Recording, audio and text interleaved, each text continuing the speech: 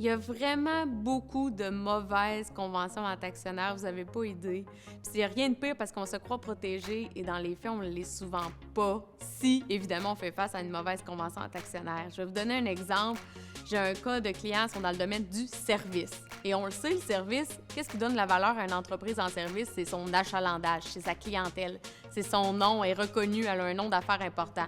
J'ai vu des conventions entre actionnaires où, dans les mécanismes d'achat-vente, en cas de décès, en cas d'invalidité, en cas de retrait des affaires, on prévoyait que la valeur des actions, c'était basé sur la valeur comptable. La valeur comptable, c'est la valeur des actifs.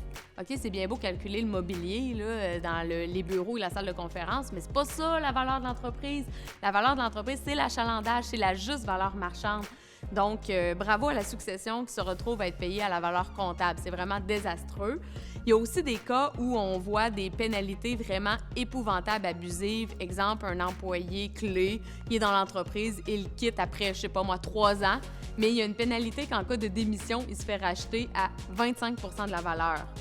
Oh, il pensait avoir bâti un patrimoine et finalement, il se retrouve à vendre vraiment pour moins cher.